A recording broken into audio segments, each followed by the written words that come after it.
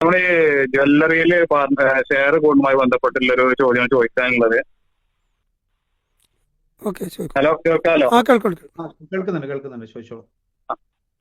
പിന്നെ ഞാനൊരു ജ്വല്ലറിയുമായി ബന്ധപ്പെട്ടപ്പോ അവര് പറഞ്ഞ നിബന്ധനകള് ഇപ്പൊ നമ്മള് ഒരു സ്വർണ്ണമായിട്ട് കൊടുക്കുകയാണ്. ഇപ്പൊ ഒരു 10 പവൻ കൊടുത്തു കഴിഞ്ഞാൽ ഒരു 3 മാസം കൂടുമ്പോ അതിന്റെ ലാഭം കണക്ക് കൂട്ടിയിട്ട് നമ്മുടെ ലാഭത്തിന്റെ ശതമാനത്തിനനുസരിച്ചുള്ള പൈസ എത്ര ഒരു തരും. പിന്നെ അതേപോലെ നമുക്ക് എന്നാണ് നമ്മൾ സ്വർണം തിരിച്ചു വേണ്ടതെന്ന് വെച്ച് കഴിഞ്ഞാൽ അതിന്റെ ഒരു 3 മാസം മുമ്പ് പറഞ്ഞാല് നമ്മളിപ്പോ 10 പവനം ഇപ്പൊ കൊടുത്തുള്ള വെച്ചാല് ആ 10 പവൻ അതായത് സ്വർണം ആഭരണമായിട്ടുള്ള സ്വർണ്ണമായിട്ടുള്ള തിരിച്ചു തരും. അപ്പൊ ഈ 10 വർഷം കഴിഞ്ഞിട്ടാണെങ്കിൽ അതല്ല ഈ 10 കുറെ കഴിഞ്ഞ് നമുക്ക് ക്യാഷ് ആയിട്ടാണ് വേണ്ടത് വെച്ച് കഴിഞ്ഞാല് അപ്പൊ അന്നത്തെ സ്വർണത്തിന് 10 പവന്റെ വില എന്താണോ ആ ക്യാഷ് നമുക്ക് തിരിച്ചു തരും. നമ്മൾ കൊടുത്തപ്പല്ല വില അല്ല തിരിച്ചു തരിക. അപ്പൊ ഈ രീതിയിലുള്ള ഒരു ഇതിൽ നമുക്ക് കൂടാൻ പറ്റും. എന്താണ് ഇതിന്റെ ഒരു അവസ്ഥ?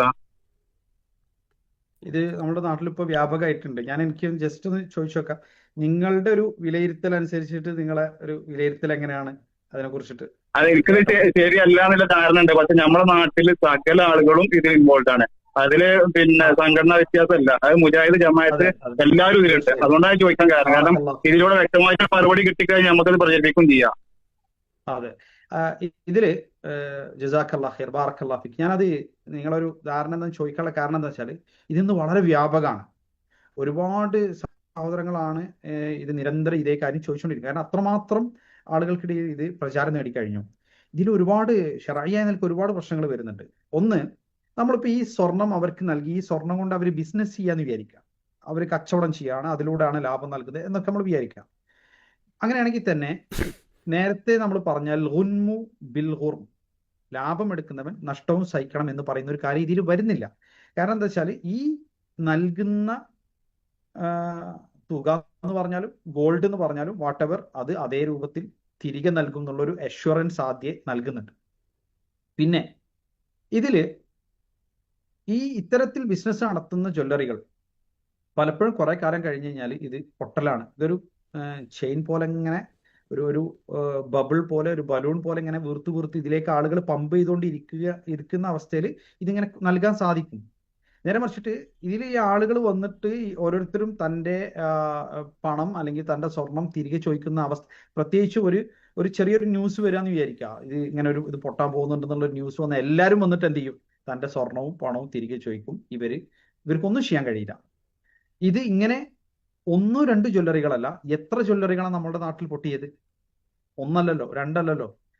ഞാൻ ഈ അടുത്ത് ഒരു ജ്വല്ലറിക്കാരനായിട്ട് അദ്ദേഹം ഇതിൽ നിന്നൊക്കെ മാറി ചിന്തിച്ച് ഒന്ന് ശരിയായ വിധം ഇസ്ലാമികമായിട്ട് ചെയ്യണമെന്ന് ആഗ്രഹിച്ച് ഒന്നൊരു സഹോദരൻ അദ്ദേഹത്തെ സംസാരിച്ച സമയത്ത് അദ്ദേഹം പറഞ്ഞത്, സത്യം പറഞ്ഞു കഴിഞ്ഞാൽ അവരുടെ കയ്യിൽ ഇതിന്റെ അതായത് ഇന്നിപ്പം സോഫ്റ്റ്വെയർസ് ഒക്കെ ഉപയോഗിച്ചിട്ട് കണക്കുകളൊക്കെ കീപ്പ് ചെയ്യുന്നവരുണ്ടാവാം. പക്ഷെ അദ്ദേഹം ഒരു നാട്ടിലുള്ള ഇതേ ഏർപ്പാട് ചെയ്യുന്ന ഒരു വ്യക്തി. പക്ഷെ കൃത്യമായിട്ടുള്ള ഒരു കണക്ക് പോലും അദ്ദേഹത്തിന്റെ കയ്യിൽ സത്യം പറഞ്ഞു കഴിഞ്ഞാൽ ഞാൻ ചോദിച്ചപ്പോൾ അദ്ദേഹത്തിന്റെ കയ്യിൽ ഉണ്ടായിരുന്നു.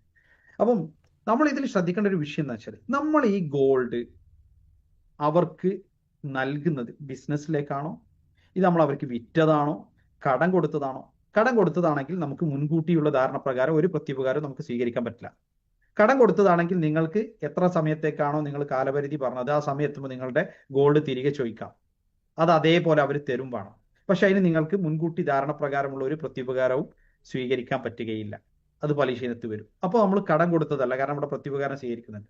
ബിസിനസ്സിലേക്ക് നൽകിയതാണ് എന്ന് പറഞ്ഞു കഴിഞ്ഞാൽ ഞാൻ ഒന്നുകിൽ ഈ ജ്വല്ലറിയുടെ മൊത്തം ഒരു ഷെയർ നിശ്ചയിക്കുകയും ഈ ജ്വല്ലറിയുടെ ഇപ്പോൾ നിലവിലുള്ള അതിന്റെ മൂല്യം നിശ്ചയിക്കുകയും ഇത്ര വീതം തുക നൽകുന്നവർക്ക് അല്ലെങ്കിൽ ഗോൾഡായിട്ടോ ക്യാഷ് ആയിട്ടോ ഇൻവെസ്റ്റ് ചെയ്യുന്നവർക്ക് ഞങ്ങൾ ഇത്ര പാർട്ട്ണർഷിപ്പ് കൊടുക്കാന്ന് പറയുന്ന ഒരു ബിസിനസ് രീതി, അതും നമുക്ക് ശരഈയായിട്ട് നമുക്കൊരു കരാറൊക്കെ വെച്ച് കൃത്യമായ പാർട്ട്ണർഷിപ്പ് കോൺട്രാക്ട് ഒക്കെ വെച്ചിട്ട് അങ്ങനെ വരുന്നതാണെങ്കിൽ നമുക്ക് അനുവദനീയം എന്ന് പറയായിരുന്നു.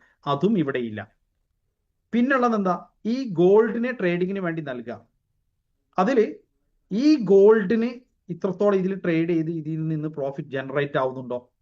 ഇനി പ്രോഫിറ്റ് ജനറേറ്റ് ആയില്ലെങ്കിലും ഇവർ ഈ ലാഭം നൽകേണ്ടി വരുന്നില്ലേ? ഇനി ലാഭം നൽകുന്നില്ല എന്ന് വിചാരിക്കുക, നഷ്ടം ഈ നൽകുന്ന വ്യക്തി സഹിക്കേണ്ടി വരുന്നുണ്ടോ? സഹിക്കേണ്ടി വരുന്നില്ല. അപ്പൊ അതുകൊണ്ട് തന്നെ ശരഈയായ യാതൊരു മാനദണ്ഡവും പാലിക്കാത്ത കേവലം ഒരു നാട്ടിൽ ഇങ്ങനെ ആളുകൾ എന്താ പറയുക, ക്യാഷ് റോൾ ചെയ്യാൻ വേണ്ടിയിട്ട്, പൈസ റോൾ ചെയ്യാൻ വേണ്ടിയിട്ട് അവരുടെ ഒരു ചിന്തയിൽ ഉദിച്ച ഒരു സംഗതി മാത്രമാണത്. മതപരമായി അനുവദനീയമല്ല. അത്തരത്തിലുള്ള ബിസിനസ്സുകൾ ചെയ്യുന്ന സഹോദരങ്ങൾ ഉണ്ടെങ്കിലും ശ്രദ്ധിക്കുക, അതിലേക്ക് ഇൻവെസ്റ്റ് ചെയ്യുന്ന ആളുകൾ ഉണ്ടെങ്കിലും ശ്രദ്ധിക്കുക. ഇസ്ലാമികമായി അനുവദനീയമല്ല. നിഷിദ്ധാണെന്ന് പറഞ്ഞാൽ അതിന്റെ പ്രത്യാഘാതം എന്താ? കുല്ലു ലഹ്മിൻ നബത മിൻ സുഹ്തിൻ ഫന്നാറു ഔലാ ബിഹി. അനർഹമായ ധനത്തിൽ നിന്നാണ് നമ്മുടെ ഇറച്ചി ഉണ്ടാകുന്നതെങ്കിൽ അതിന് ഏറ്റവും അനുയോജ്യം നരകമാണെന്നുള്ള ഹദീസാണ്. അപ്പൊ ഇത് പിന്നെ ഇനി നമ്മൾ ഗോൾഡ് അവർക്ക് വിറ്റതാണെന്ന് പറയുകയാണെങ്കിലോ, ആ വിൽക്കുമ്പോൾ അതിന്റെ ഒരു വില നിശ്ചയിച്ചിട്ട് അപ്പോൾ കൈമാറണം എന്ന ശർഈയ നിയമം. അപ്പൊ ഇതില് പിന്നെ ഇതിന്റെ മറ്റു അപകടങ്ങൾ ഈ കച്ചവടക്കാരനെ സംബന്ധിച്ചിടത്തോളം അപ്പോൾ ഈ ഗോൾഡ് കിട്ടുമ്പോൾ ഒരു റോളിങ്ങിന് ഒരു ആശ്വാസം കിട്ടി, കുറച്ച് സ്വർണ്ണം അവർക്ക് കിട്ടി, ഇവിടെ ട്രേഡ് ചെയ്യാൻ കച്ചവടം ചെയ്യാനുള്ള ഒരു ആശ്വാസം കിട്ടി. ഇനി ഈ ഗോൾഡിന്റെ മൂല്യം പിന്നീട് വർദ്ധിച്ചു അല്ലെ, ആ മൂല്യം ഇയാൾ എന്ത് ചെയ്യണം? ഈ നൽകിയ വ്യക്തിക്ക് തിരികെ നൽകാൻ അയാൾ ബാധ്യസ്ഥനായി തീരും. അതോടൊപ്പം ഇവിടെ ഈ പ്രോഫിറ്റ്സ് എന്ന് പറഞ്ഞിട്ട് ഇതും കൊടുക്കണം. മൂല്യം കുറഞ്ഞാലോ സ്വാഭാവികമായിട്ടും അപ്പോഴും എന്ത് ചെയ്യണം? ഈ നേരത്തെ വാങ്ങിച്ച മൂല്യം എത്രയാണോ ആ മൂല്യപ്രകാരമുള്ളത് തിരിച്ചു കൊടുക്കണം എന്നാണ്. ആ വില പ്രകാരമുള്ളത് തിരിച്ചു കൊടുക്കണം എന്നാണ് മൂല്യം. അതുകൊണ്ടാണ് മൂല്യം കുറയുന്ന അവസ്ഥ ഒരിക്കലും വരില്ല എന്ന് പറയുന്നത്. അപ്പൊ ഇതില് പൂർണ്ണമായ നഷ്ടം എന്ത് വന്നാലും ഈ കച്ചവടക്കാരൻ സഹിക്കണമെന്നും അത് അയാൾ തന്നെ ഞാൻ സഹിച്ചോളാം നിങ്ങൾ ഇങ്ങോട്ട് തന്നോളൂ എന്ന് പറയുന്നു എന്നുള്ളതാണ് ഇവിടുത്തെ അട്രാക്ഷനായി വരുന്നത്. പക്ഷെ അങ്ങനെ ഒരാൾ സ്വയം പറഞ്ഞാലും സ്വയം ഏറ്റെടുത്താലും അത് ശർഈയായ നിലക്ക് നമുക്ക് അങ്ങനെയുള്ള ഒരു ബിസിനസ്സിൽ ഇൻവെസ്റ്റ് ചെയ്യുന്നത് അനുവദനീയമാകുകയില്ല. അത് കൂടുതൽ അടുത്ത് നിൽക്കുന്നത് പലിശക്ക് തുല്യമായ ഒരു വ്യവസ്ഥിതിയോടാണ്. വല്ലാഹു തആല അഅലം. ഉത്തരം വ്യക്തമല്ലോ. ഹലോ പറ്റുമോ? ബാറക്കല്ലാഹു. ഹലോ ഹലോ ഉത്തരം വ്യക്തമല്ലോ. ഉത്തരം വ്യക്തം. അതിന് ഒരു ചോദ്യം കൂടി നമ്മൾ ചോദിക്കാണ്ടായിരുന്നു. ചോദിച്ചോളൂ. പിന്നെ ഇതില് പല സുഹൃത്തുക്കളും നമ്മോട് പറഞ്ഞു അവരെ ഭാര്യമാർ ഇത്തരം സ്വർണ്ണടപാടുകൾ കൂടിയിട്ടുണ്ട്.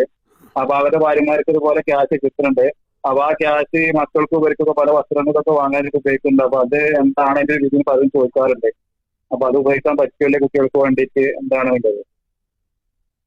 ഒരിക്കലും പറ്റില്ല. പറ്റില്ല എന്ന് മാത്രമല്ല, നമ്മളെ സഹോദരിമാരൊക്കെ ഞാൻ പറയുന്നത് ഇതിലിപ്പോ ഒരുപാട് സഹോദരിമാര് ചെയ്യുന്നുണ്ട് അല്ലെ.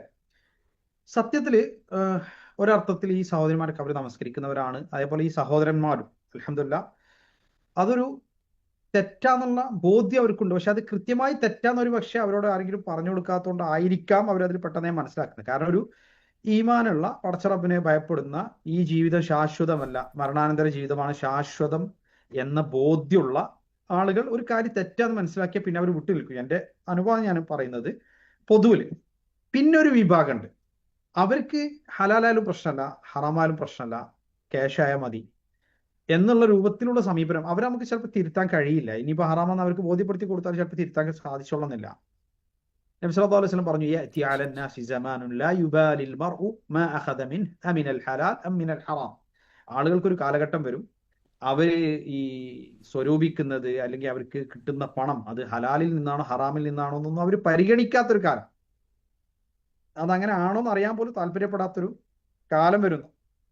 അപ്പൊ നമ്മളതിൽ ഒന്ന് അവര് ക്ഷമയോടുകൂടി തങ്ങളുടെ ഭാര്യമാർക്ക് അത് കാര്യങ്ങൾ പറഞ്ഞു മനസ്സിലാക്കി കൊടുക്കുക, അതിന്റെ ഗൗരവം ബോധ്യപ്പെടുത്തി കൊടുക്കുക. വീട്ടിൽ തനിക്കോ തന്റെ മക്കൾക്കോ വേണ്ടി ആ പണം ഒരിക്കലും ഉപയോഗിക്കാൻ അനുവദിക്കാതിരിക്കുക. വല്ലാഹു തആല ആലം. മാത്രമല്ല സുവ്യക്തമായി അത് നിഷിദ്ധമാണ് എന്ന് ബോധ്യപ്പെട്ടതിന് ശേഷം തുടരുന്ന അവസ്ഥയിലൊക്കെ ആണെങ്കിൽ സ്വാഭാവികമായും അത് പല രൂപത്തിലുള്ള മറ്റു പ്രയാസങ്ങൾക്കും അത് ഇടവരുത്തുകയും ചെയ്യും. അതുകൊണ്ട് നമ്മളൊരു കാര്യം തെറ്റാന്ന് ബോധ്യപ്പെട്ടാൽ അതിൽ നിന്ന് എന്ത് ചെയ്യാൻ നല്ല നിലക്ക് വിട്ടു നിൽക്കുക. കാരണം നമ്മുടെ പരലോക ജീവിതത്തിന്റെ വിജയമാണ് ഏറ്റവും വലിയ വിജയം എന്ന് പറയുന്നത്. ഭൗതികമായി നമുക്ക് എന്തെങ്കിലും ഒരു പണം അല്ലെങ്കിൽ നേട്ടം കിട്ടി എന്നതുകൊണ്ട് മാത്രം അത് നമുക്ക് വലിയ നേട്ടമാണ് എന്ന് കരുതരുത്. വല്ലാഹു ആലം.